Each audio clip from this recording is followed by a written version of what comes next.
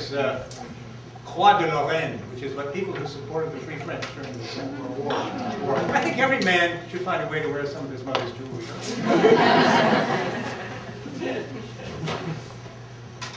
Are we loaded? Yeah. 2 seconds. I love you, David. I love you too, Bob. Yeah, there's a button. And now it's out.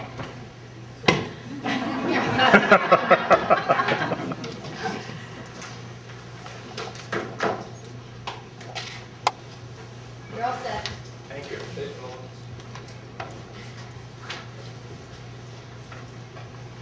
The takeaway from my remarks this afternoon is that I can't imagine a better place than Simmons to have spent a 40-plus year career as a teacher, writer, and activist.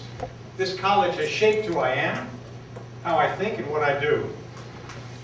I know enough about the endemic internecine factionalism and recurrent administrative blindness of other colleges to be certain that Simmons has, despite its ups and downs, an enduring sweetness and civility, a basic spirit of communal decency, and a commitment specifically to women's education to make it, if not unique, at least a very special place. It's been my privilege to work here since 1967. Oh my God. How'd that happen? Yeah, that's the nub, the boiled down bouillon cube of what I have to say. The rest is elaboration. Those who need to leave early may do so now. Let me at the outset explain the cutesy little title of my talk, Dave Gullette's last parenthesis, his first question mark lecture. I have never in all my years at Simmons stood up in front of a class and delivered an hour-long lecture. The pedagogy of I teach, you learn, I talk, you listen, which forms such a large part of my own college experience over at the boys department at Radcliffe, gave way pretty quickly in the late 60s, early 70s to a more participatory style of learning, to use one of the key terms of that era. I arrived at Simmons in the midst of a revolution, or series of revolutions, on American campuses. I was scarcely in the door before my students began to critique my reading lists and course plans, insisting that we should decide communally what we were going to learn and how we were going to learn it. We even had a period in those early years, which some of my older colleagues, Larry, will remember, in which for several years we did away with grades altogether, sort of.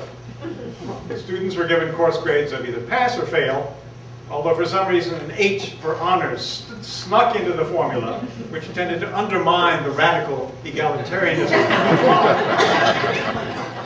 Of course, the highly charged experiments of that era were modified over time, but the more participatory model of classroom dynamics, what we may as well call the hybrid Socratic method, stuck with me.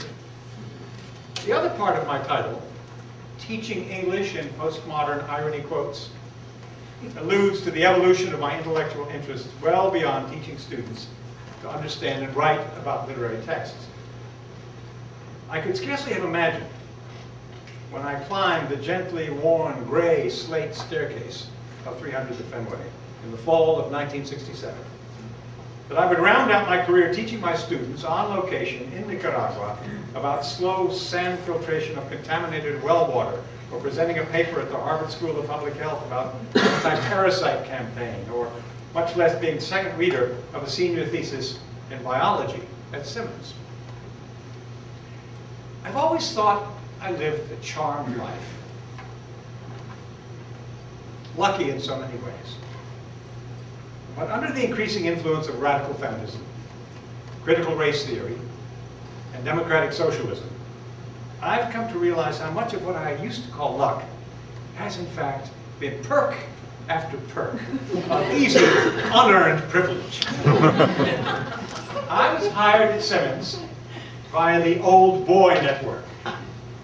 My colleague and now Professor Emeritus Dick Stern, whose first job was teaching with my father at NC State, had seen me act as an undergraduate at Cambridge. My father had been asking Dick on my behalf about jobs at Simmons. So when the founding father and benevolent patriarch of our department, the world-renowned scholar and legendary teacher of Shakespeare, Wiley Cypher, wanted someone to both direct the drama program at Simmons as well as teach English. I was hired after an exchange of letters. I was in Rome at the time on a Fulbright, but without an interview. Let me repeat that. Without an interview, which of course meant without a competitive multi-candidate process. Did I doubt at the time that I deserved the job at Simmons? Of course not! I was puffed up with a particularly insufferable case of Harvard-bred self-admiration. Was Simmons good enough for me? Oh, no doubt it would do until something better. Something more Ivy League-ish. Was I white? Was I male? Was I straight? Was I bourgeois? Oh, no doubt, but what difference did that make? Didn't the gods always smile on golden boys like me?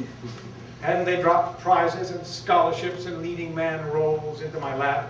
Hadn't they kept me out of Vietnam with a series of student deferments? Hadn't they brought this brilliant, drop-dead gorgeous girl from Brooklyn into my life?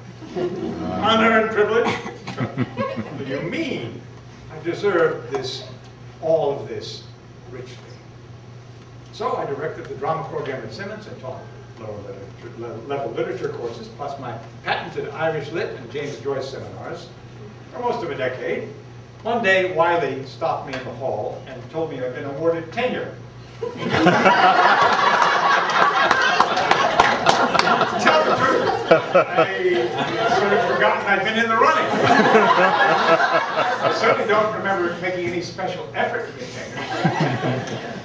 I left all that up to Wiley because isn't that what father figures are for?